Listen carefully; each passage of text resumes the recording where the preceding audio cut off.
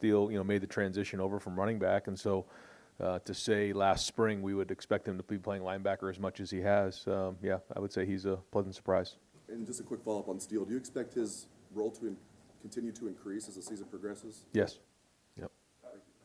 Second row, right, Joey Kaufman, Columbus Dispatch. Ryan, last year after the Indiana game, you kind of talked about the pressure they put on Justin, and they were blitzing like almost every snap. What was the challenge of that, and do you think they could try to replicate something similar this week? Yeah, I think it was a high risk, high reward. We had a bunch of big plays early on, and then towards the end of the game, we were kind of just hanging on, and so we got to continue to be aggressive. And some of the decision making in that game wasn't very good, but they're a good defense. They have good scheme and good players, so we're gonna have to be on our game in terms of execution. Do they do anything differently with a new defensive coordinator this year, or is the fact that Tom Allen has defensive background? Yeah, it's very similar. Coach Allen has kind of run that defense for years. He's had some guys that bring in their own flavor to it, but the crux of the defense has stayed the same. Third row left, Dan Hope, 11 Warriors. Hey Ryan, the last time we had talked to you about Quinn Ewers, you said he wasn't ready to play in a game yet. I'm just curious, kind of what have you seen in his development to this point, and would he be ready now if you guys needed him? No, he's not quite ready yet. It's going to be a little while. He's really doing a good job of starting to learn how to be a college football player, and there's a lot that comes with that. I think he's starting to get more accustomed to the day-to-day grind and what it's like, and starting to get some buddies and that type of thing. But we'll continue to work with him and see. You never know, but I think it's something that's probably going to happen more towards we get into bowl practice in the winter and then into spring practice next year. Quarterback room in general, like this bye week, this past week, what are kind of things that you maybe emphasize with those guys, try to work on as they continue to develop? Well, just taking meetings to the field and understanding the game plan on a week-to-week basis, and getting as many mental reps as they possibly can, because you have guys who aren't getting all the reps, and they have to make sure that they get the mental reps as well, standing in the back, actually body repping it, so that and even for CJ, when Kyle and Jack are getting reps, he can go through and say, okay, we ran this play against this coverage, we run this play against that coverage, and you're not always going to be able to body rep every play in a game, so against every look, and so that's a big part of it. Going to go far right, Tony Bergman, Buckeye. Ryan, regarding your offensive line, how much did last year play into where you had a different offensive line sometimes every day in practice to allow them to kind of do that this year seamlessly? I hadn't really thought of that, but I guess you're right. There was just so much moving around last year that it wasn't a big deal this year. But at the end of the day, the idea is that if guys are playing at starter level, that we play them, and that's at every position. And this year we found some guys, like Matt has jumped in there, and so we've played some depth. In front, second row, middle, Bill Rabinowitz, Columbus Dispatch. Ryan, did you get done, or what did you get done last week? Were you comfortable with what you did get accomplished? Yeah, I think so. The first thing, obviously, on a bye week is to evaluate where you're at, certainly personnel-wise and schematically, and how you're coaching things, and find tendencies and different things like that. But then you also have the rest part of it, midway point of the season, make sure that the guys are rested up. But then we also want to work on fundamentals and get some guys some work and do some teaching. We did that Tuesday and Wednesday and Thursday. And so we'll see. We got a really big practice today. We got back at it yesterday. But today's a typical Tuesday practice, and looking forward to a lot of energy and spirit today. The second half of the season is going to be a gauntlet, obviously. How prepared do you think you guys are for that right now? We'll see. I mean, I think we're in a lot better place than we were at the beginning of the season. And, we got some rest, so now it's going to be a big run, like you said. And but all we can do is, I've heard the cliche a million times, take it one game at a time, one day at a time, and that's what we're going to do. And we got to go on the road, and it's a night game there, and they'll have a good atmosphere, kind of like the last times we played on the road and in a conference game. And we're going to get their best shot, and they have some good players and good scheme. So that's all we can do, and just take it 1 week at a time and keep building, which is what we've done to this point. Second row right, Austin Ward, Letterman Row. Ryan, you've talked a lot in the past about the expectations for your starting quarterback with first-round pick, Heisman, and all that you make that clear when that guy has that job, that's the pressure that comes. When something like maybe the Heisman starts to become more of a potential reality for CJ, do the conversations then have to change about handling that, or because you've made it clear from the start, does that alleviate that? Well, I think it goes back to the conversation that, you know, when someone gives criticism or praise, you have to treat it the same way. And that you have to stay focused, you have to stay poised, and I use the term all the time, you can't ride that roller coaster.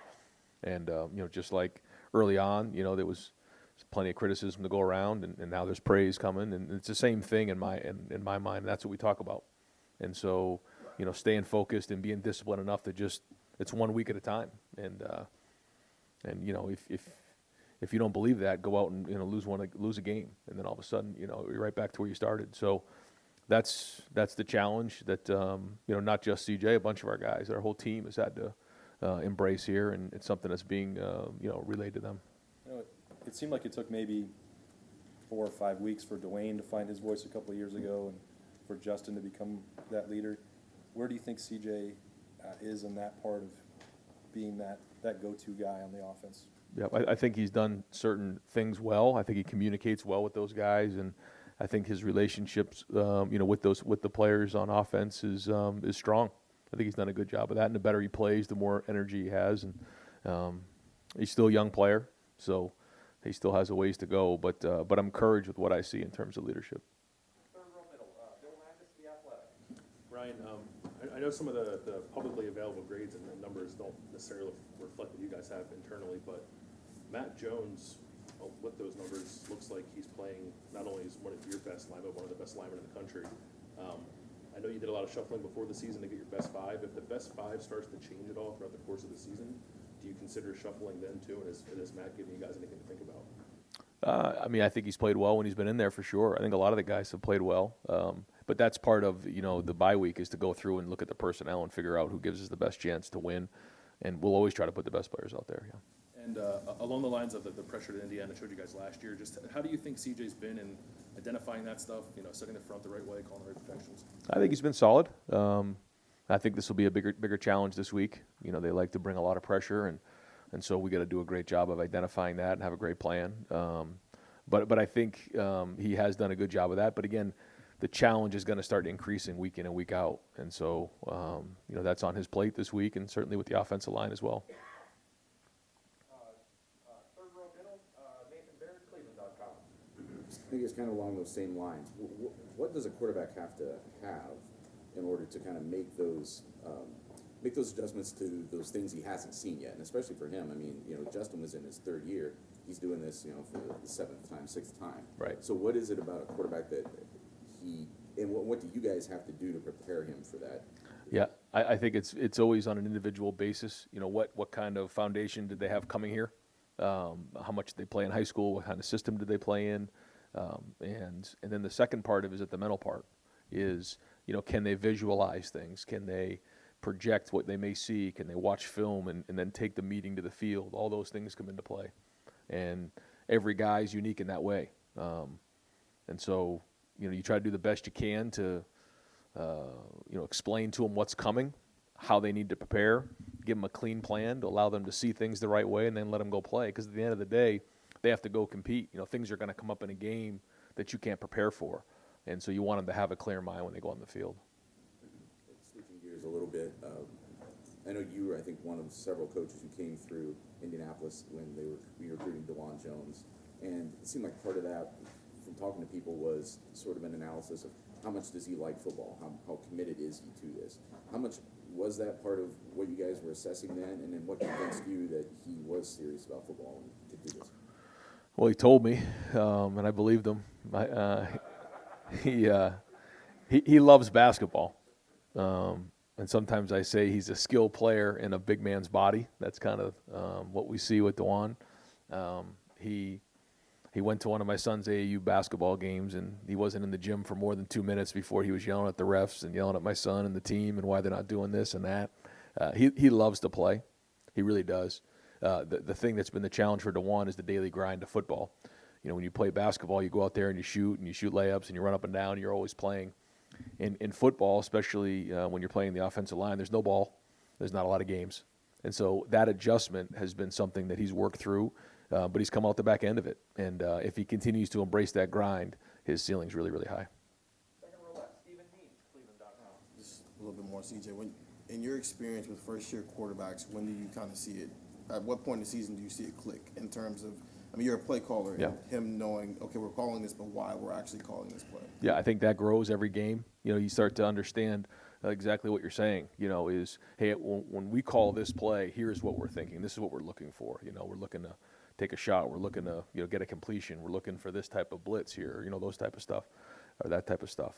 And so that's all part of it. But the biggest thing is, as we head into these games, is it's going to be tough. It's going to be tough for everybody, and he's got to continue to be tough, physically tough, mentally tough, and emotionally tough. And that's where, if he keeps growing in that area, then we got a chance. Is that timeline similar with every young quarterback, or does it kind of vary from person? I think it varies. Yeah, I think it's unique to each guy. But yeah, there's certainly a time where you look at certain guys, and sometimes it's in practice, sometimes it's in games, sometimes you never know when it is. You just you see traits in somebody where you start to believe them, and it's not just one thing. It's over time. There's a body of work where you build trust with the coaches, and that's really what everybody's trying to do, not just the quarterbacks. Is every time you come in the building, every time you go to practice, every time you play in a game, you're trying to build trust. Same thing with the coaches. You're trying to build trust with the players, and that's by what you do and how you do it. And if you bring it every day and you build that trust between the player and the coach, that's when a lot of success happens. Coach, football is a game of repetitiveness. You get on a roll over and over. You take a break. Is there any concern getting back on a roll with a young team? And what can you do as a coach to get them, because they were rolling? I thought our prep the last 2 weeks leading into the bye week was excellent. And then because of that, what you're saying, what we did last week is we kept a Tuesday, Wednesday, Thursday practice the same way that we had going into the last 2 weeks. And then we came right back. Usually what we would have done is maybe have it a little bit different this week, but we didn't. We went out in helmets yesterday, and then today will be a typical Tuesday so that we can keep that same work week going, because I thought that was one of the biggest things we finally got into, kind of like into week 3, week 4, was our routine that our players didn't know and our coaches probably forgot about because of everything that happened last year. So that's something that we've been focusing on. Indiana always seems to play you guys tough. Just what do you expect Saturday night over there? Always play us tough. Always have really good scheme and play us hard. It comes different ways. You think about the game a few years ago. It was really close early on, and we were able to pull away. Last year we were up early, and they came back. You got to play 4 quarters against Indiana, and so we're gonna have to plan on doing that. Clay Hall, WSYX. Ryan, how much time are you spending with the defense now? Are they on their own? Do you monitor what they're up to, obviously? Yeah, I check in periodically, and certainly after the games and at certain times during the week to find out where we're at and conversations about the game plan going in and things that I see. But the last week or so, I've kind of stepped away a little bit and allowed them to operate. And right behind Clay, Adam King, WBNS. You kind of talked about the confidence of this team growing since the Oregon game. Coming off the bye week with such a stretch ahead of you guys, where is the confidence and mentality of this team? Well, I think that they start to see themselves playing better. They're starting to believe in the guy next to them. They're starting to believe in themselves. And anytime you can do that, that's exciting and it brings energy. So we got to pick up from where we left off a couple weeks ago, and it starts with a great week of practice. I can tell you probably midway through the week how it's going to go based on how we practice. And the good news is our guys believe right now. I think they're excited about what these next 6 weeks can bring, and certainly what this week is going to bring. Ryan, you saw what happened with Iowa. So far, so good for you. You've avoided the big upset. What's the psychology of getting guys, players, to believe that they can do it, and also believing that it can happen to them, and how to avoid that? I know it's preparation, but what about psychology? Well, I think I've been saying it a lot, and I think it's just what we've really focused on, for the last 4 or 5 weeks, is that if you do it in practice, if you do it on a Tuesday and a Wednesday really well, then you can have great confidence going into the week because you've already done it. It's like going into a test and having the answers to the test. If you're unprepared for a test, boy, that's a bad feeling. But and that's the one way for us that we build confidence in the psychology of it all. In terms of week in and week out, we know here we're going to get everybody's best shot.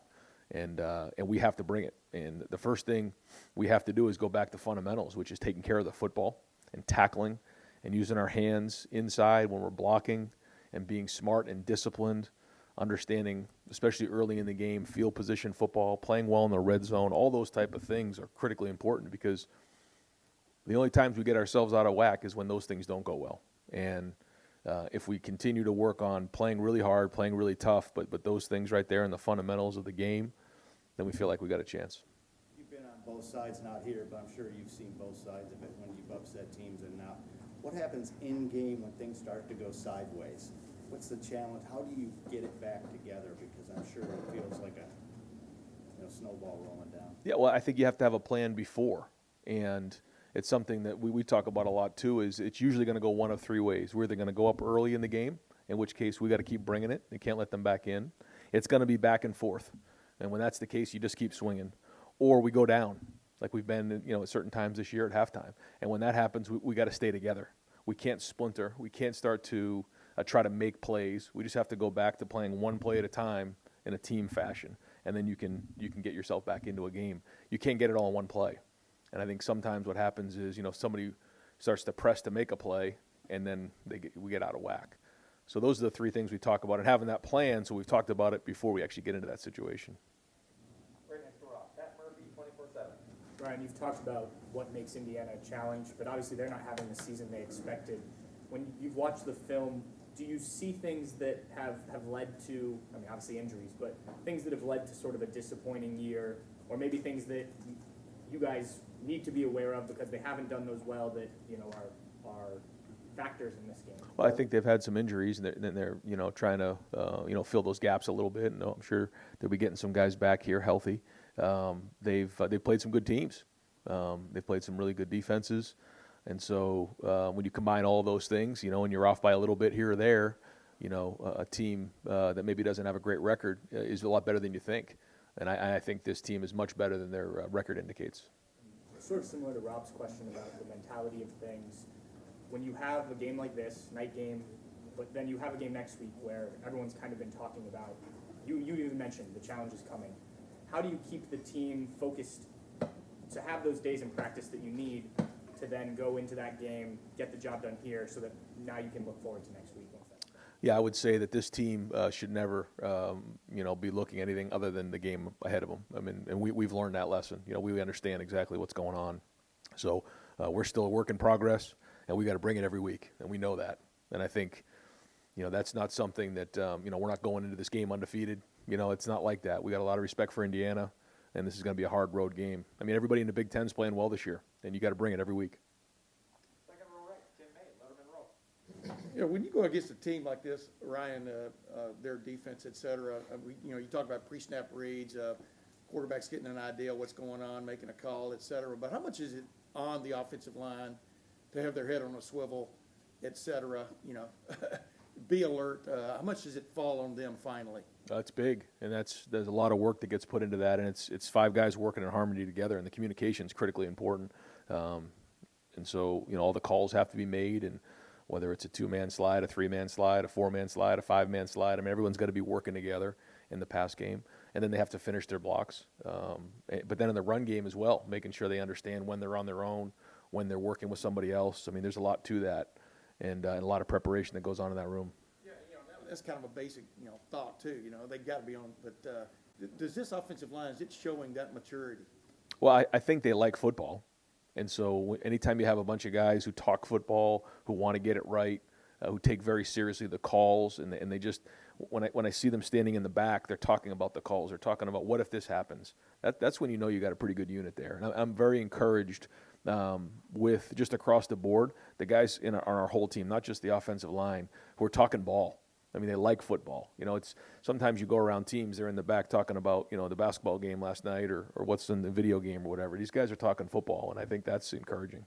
One quickie, Haskell Garrett, Cam Brown, do you expect them back this week? I do. We'll wrap things up. Fourth row middle, Doug Lamarice, Cleveland.com. Ryan, since Tregon Henderson had his big breakout game, I think he's had 8, and 16 carries the last 3 games. I know he had the one game where he was a little dinged, but have you guys discussed, I'm sure you have, just the plan for a freshman running back who's your number 1 back, who didn't play high school football last year, who you want in prime shape for the end of the year, and how you'll try to manage him the second half of the season? Yes. Yes to all of those. I think part of that is just the way the games have shaken the last couple of weeks. But like you said, it's a long season, and we're trying to gradually build. But I think he's in a pretty good place as we head into these last 6 games. And follow up on DeJuan Jones. With the way you guys are recruiting, you could just take super highly talented, highly rated guys across the board and fill your whole class. A guy like DeJuan who maybe has traits, maybe a little more raw, not highly rated, whatever. Do you seek out those guys? Do you want to roll the dice on a guy or two in each class like that? I don't want to say boom or bust, but the idea of maybe he's less of a sure thing than some other guys, but man, if he hits, holy moly. Do you want them as a plan of recruiting? Yes, but I think you have to be smart about how many of those guys you take, and I think that's part of the puzzle. And I think to answer your question about the recruiting, just in general right now, I think you really have to recruit guys that want to be at Ohio State, guys that want to be Buckeyes, that understand what being a Buckeye is. Because the minute something doesn't go well, they could walk out the door, and so we're really taking that to heart. We're really evaluating all these guys and what we think, and really trying not to look at the stars or look at who's recruiting them, but what do we think, and what is the right fit for Ohio State. And I think we've done a good job of that, but we have to continue to focus on that as we move forward. But there are certain situations where you see traits, like you said, and can we develop him? If you take too many projections, you could put yourself in a bad spot. But that's an example of, certainly we want to take guys who have tremendous traits that want to be at Ohio State, want to be a Buckeye, and willing to put the work in, and then DeJuan's an example of that.